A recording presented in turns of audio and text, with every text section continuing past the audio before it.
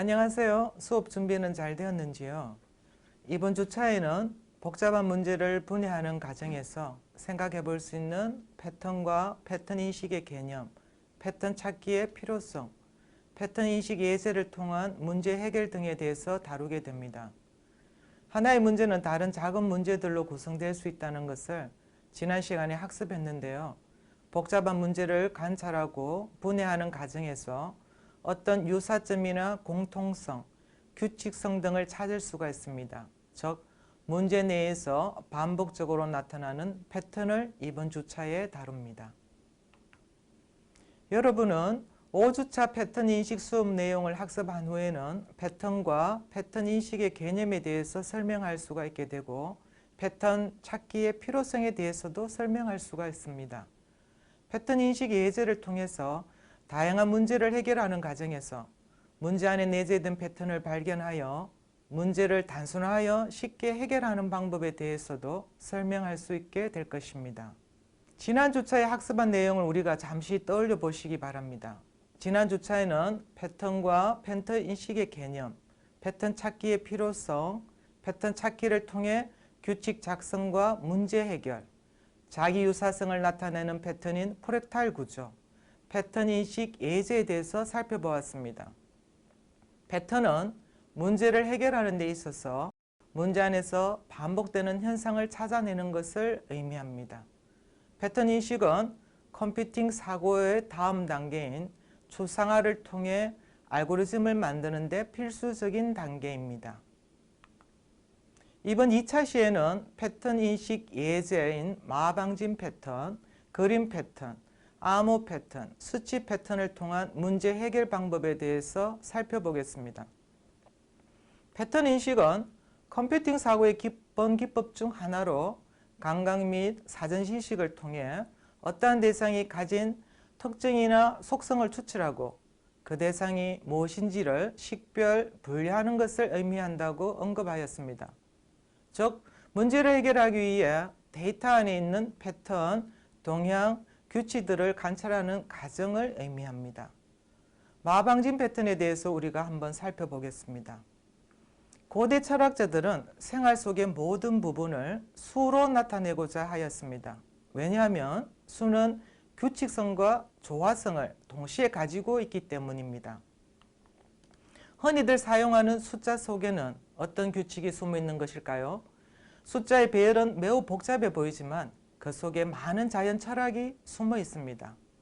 마방진의 기원은 지금으로부터 약 3000년 전 중국의 하나라의 우왕이 강에 치수공사를 하던 중에서 물속에서 나온 거북이 등에 있는 무늬를 보고 처음으로 생각해내었다고 합니다. 아래 그림을 살펴보면 거북이 등에 1부터 9까지의 숫자를 점의 개수로 표현한 것이 보일 것입니다. 이들 수들의 배열이 가로, 세로, 대각선으로 더하면 항상 합이 15로 같다는 것, 즉 패턴을 찾게 되었다고 합니다. 거북이 등의 첫 번째 줄무늬 모양을 수치 4, 9, 2로 표시할 수 있습니다. 두 번째 줄에서는 무늬 모양을 수치 3, 5, 7로 나타낼 수 있습니다. 세 번째 줄은 8, 1, 6으로 나타낼 수 있습니다. 이를 거북이 등 그림 옆에 삼행, 삼열로 표시하였습니다. 1부터 n 자선까지의 연속된 자연수를 가로, 세로, 대각선의 합이 같아지도록 정사각형 모양으로 배열한 마방진은 마술적인 정사각형 숫자 배열이라는 의미입니다. 마방진의 차수는 정사각형의 각변에 놓인 수의 개수를 의미합니다. 사각형 모양의 숫자 배열을 우리가 보통 반진이라고 하는데, 따라서 마방진은 마술적인 성질을 가진 정사각형 숫자 배열이라고 할 수 있습니다. 마방진을 태양계의 행성들과 1대1로 대응시켜서 3차 마방진은 토성, 4차 마방진은 목성, 5차 마방진은 화성, 이처럼 9차 마방진은 달과 각각 연결시켜서 보통 사용을 했습니다. 현재 유물로 남아있는 독일 화가 알브레히트 딜러의 파나 작품인 멜랑콜리아에서도 마방진을 우리가 찾아볼 수가 있습니다. 오른쪽 위쪽 그림에 가로, 세로, 대각선의 합이 34로 일정한 4차 마방진이 새겨져 있는 것을 볼 수가 있습니다.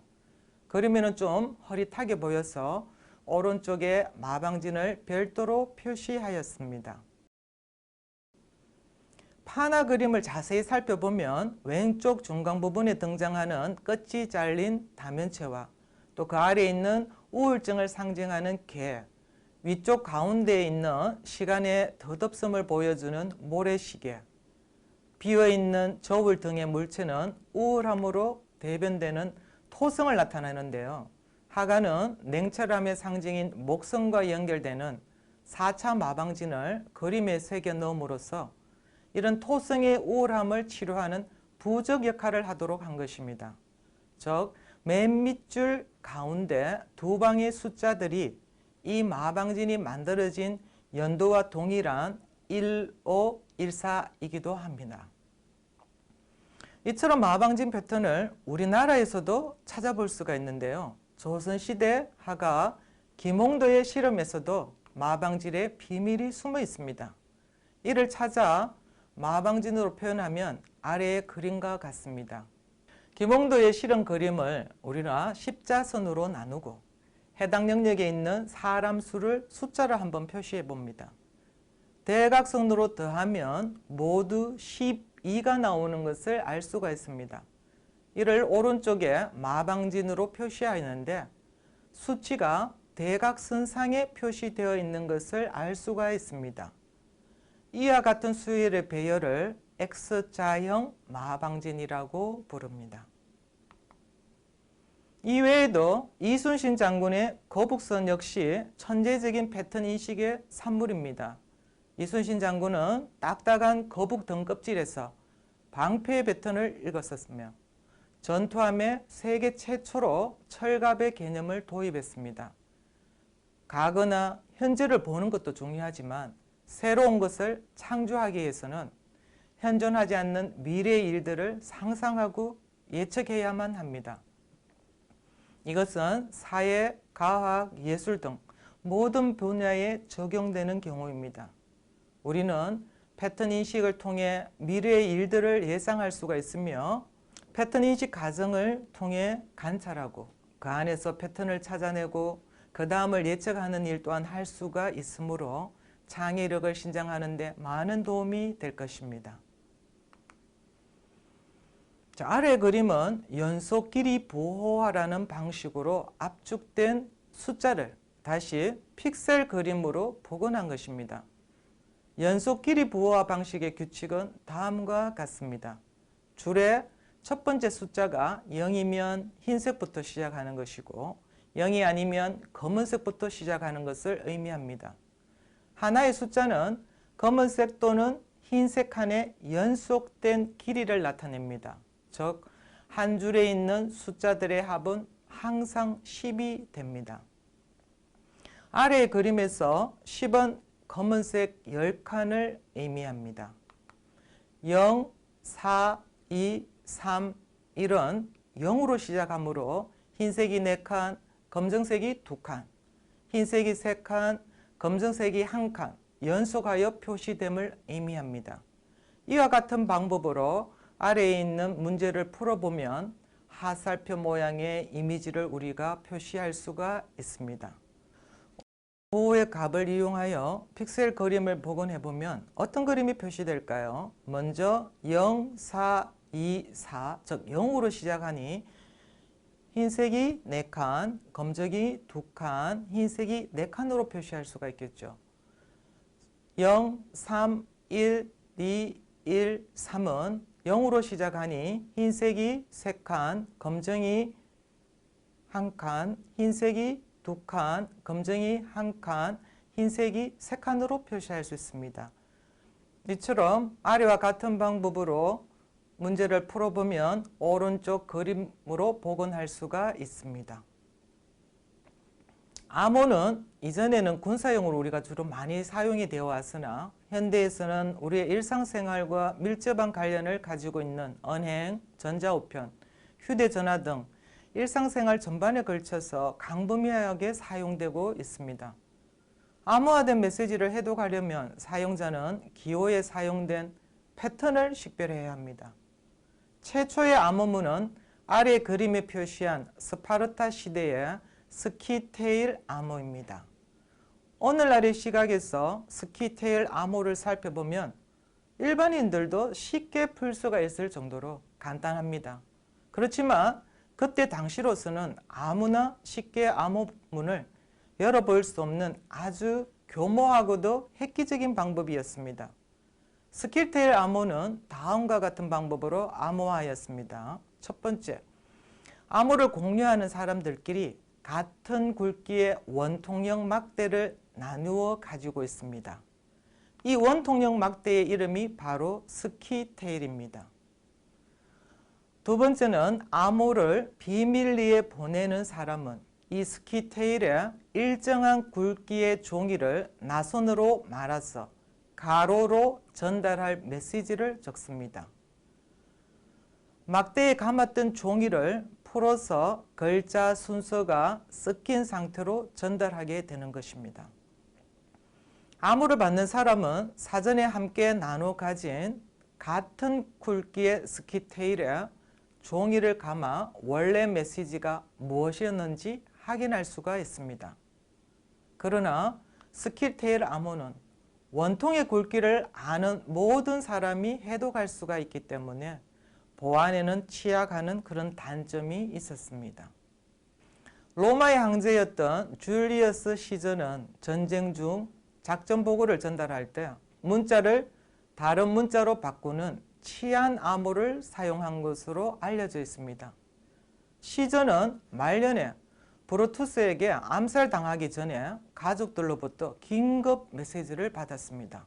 메시지에는 다음과 같이 써여 있는데 이는 각 알파벳 순으로 세 자씩 뒤로 물려 읽는 방법으로 암호를 만든 것으로 암호문을 해독할 때는 반대로 알파벳 순서에서 세 문자씩 당겨 읽으면 본래 메시지를 알 수가 있습니다.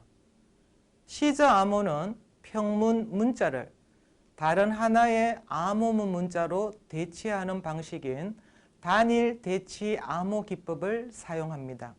즉 평문을 암호화하면 암호문이 되고 암호문을 해독, 즉 복호화하면 아래와 같이 평문이 됩니다. 아래에 시저 암호표가 나타나 있듯이 시저가 받은 메시지를 세 글자씩 당겨서 읽어보면 암호문에서 E는 B로, H는 E로 해독이 되므로 모든 문자를 해독하면 Be careful for assassinate, 즉 암살자를 주의하라는 메시지입니다.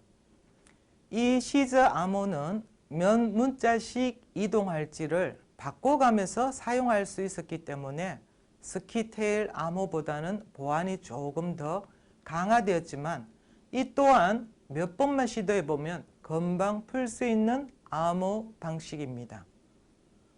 시저 암호의 암호화 절차를 수학적으로 표기하여 해결하는 방법에 대해서 알아보겠습니다. 아래 그림처럼 시저 암호는 영문자 A에서 Z에 수치 0부터 25까지를 보유하여 이 문자를 비미킬, 즉 26보다 작은 하나의 숫자와 조합하여 모듈러 연산을 통해 암호화, 복화할 수가 있습니다. 모듈러 연산은 보통 MOD로 표기하는데 나머지를 구하는 연산 기호입니다. 즉 N모드 M은 N을 M으로 나눈 나머지를 구하는 것입니다. S는 암호문, P는 누구나 읽을 수 있는 문서로 평문, 즉 평문 암호문을 암호화, 복화시킬 때 필요한 비밀키 K로 표시하면 암호문과 평문을 수식으로 우리가 표시할 수가 있습니다. 평문을 암호문으로 변환하는 과정을 암호화라고 하며 암호문을 다시 평문으로 변환하는 과정을 복호하라고 합니다. 0부터 25까지의 수를 영문자로 대응했으므로 26으로 나눈 나머지 값, 즉 0에서 25를 사용합니다. 암호문 S와 평문 P를 수식으로 표현하면 아래와 같이 나타낼 수가 있습니다. 즉 S 암호문은 평문 P에다가 비밀키 값을 더한 값을 26으로 나눈 나머지를 사용하면 되고, 평문 P는 암호문 S에서 비밀키 K 값을 뺀 값을 26으로 나눈 나머지를 사용하면 됩니다. 시저 암호에 암호하는 과정을 그림과 같이 순서대로 과정을 한번 표시해 봤습니다. 먼저 평문을 작성합니다. 암호에 사용할 비밀키 값을 설정한 후 평문을 암호문으로 변환한 후 암호문과 비밀키 값을 전송합니다. 암호문을 받은 쪽에서는 비밀키를 이용하여 해독하면 평문으로 변환이 되는 것입니다. 이전에 살펴보았던 암살자를 조심하라는 평문 중 우리가 케어풀을 암호화하면 어떤 암호문이 만들어지는지 예를 수학적으로 한번 해결해 보겠습니다. 3개의 문자를 당겨서 암호화했으니 비밀키 값이 3이 되겠죠. 즉 영문자 C에 대한 암호문을 구할 때 S는 평문 더하기 비밀키를 26으로 나눈 나머지 이 공식에 맞춰서 풀어보면 영문자 C는 시저 암호표에서 수치 2가 되는 것입니다. 따라서 2에다가 비밀키 값을 3을 더하게 되면 5가 됩니다. 5를 26으로 나눈 나머지를 구하면 5가 됩니다. 즉 수치 5에 해당하는 문자는 F가 됩니다.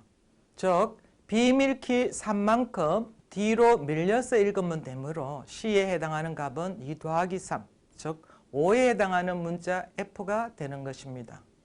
두 번째 문자 A는 마찬가지로 같은 방법으로 사용하게 되면 3을 26으로 나눈 나머지, 즉 3이 암호문 문자 D가 됩니다.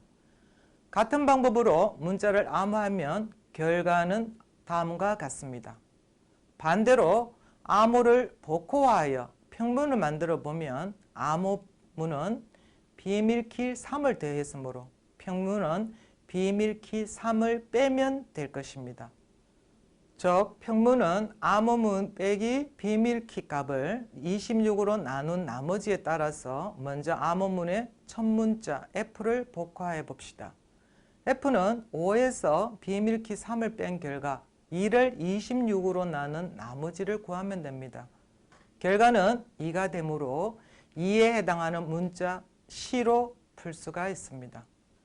이처럼 하나의 문자가 하나의 암호문으로 바뀌기 때문에 암호문에 나타난 문자의 출현 빈도수를 보고 통계학적인 방법으로 분석하여 비교적 쉽게 비밀키를 찾아낼 수 있다는 것이 단점입니다. 한 농장에서 1월에 갓 태어난 앵무새 암수 한 쌍이 있습니다. 한 쌍의 앵무새는 생후 1개월이 지난 후에 성인 앵무새로 자라고 성인 앵무새가 되면 한 달마다 다시 암수 한 쌍을 낳습니다. 어떤 앵무새도 죽지 않는다고 가정을 하면 10달이 지난 후에는 앵무새가 모두 몇 쌍이 될까요? 그림에 살펴보듯이 첫째 달에는 아기 앵무새 한 쌍, 둘째 달에는 한 달이 지나 아기 앵무새가 성인 앵무새가 되었으므로 한 쌍이 됩니다. 셋째 달에는 성인 앵무새가 암수 한 쌍을 낳게 되므로 아기 앵무새 한 쌍, 성인 앵무새 한 쌍, 즉 두 쌍이 되는 것입니다. 넷째 달에는 아기 앵무새가 성인 앵무새가 되고 성인 앵무새가 암수 한 쌍을 낳으므로 세 쌍이 되는 것입니다. 이러한 패턴대로 늘어나는 앵무새 가족의 다음 세대를 보면 10월에 되면 55쌍이 되는 것을 알 수가 있습니다. 전체 앵무새 쌍의 수를 잠시 살펴보면 1, 1, 2, 3, 5, 8 13, 21. 이 패턴에서 우리는 수열과 같이 연속한 항의 합이 그 다음 항이 되는 피보나치 수열을 얻을 수가 있습니다. 처음에는 똑같은 두 수가 반복되고 다음에는 연속하는 두 수의 합이 나타나는 것입니다. 피보나치 수열에서 우리는 또 다른 패턴을 읽을 수가 있는데요. 각 수들이 홀수, 홀수, 짝수로 이루어져 있음을 알 수가 있습니다.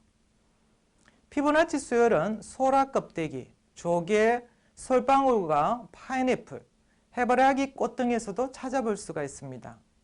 피보나치 수열은 가장 아름다운 기하학적 비율인 황금비를 만들어냅니다.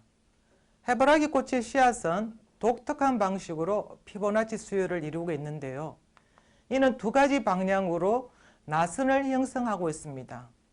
아래 왼쪽 그림은 시계 방향으로 21개, 오른쪽 그림은 반시계 방향으로 34개임을 알 수가 있는데 앞에서 설명하였듯이 21과 34는 서로 피보나치 수열에서 서로 이웃하는 숫자입니다. 피보나치 수열에서 앞뒤 숫자의 비율을 아래와 같은 식으로 표시를 하면 무한대로 가면 1.628이라는 황금비에 수렴하는 것을 알 수가 있습니다. 피보나치 수열이 만들어내는 황금비는 생물은 물론 자연과 우주 어디에서나 발견할 수 있음을 알 수가 있습니다.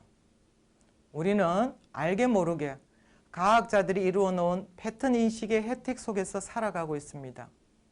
지혜라고 하는 것도 어찌 보면 세상을 움직이는 패턴을 파악하고 이해하는 능력입니다. 유사하게 되풀이되는 패턴은 예측이 가능하므로 결국 패턴을 인식한다는 것은 앞으로 다가올 일을 예견하는 것과 다름없습니다.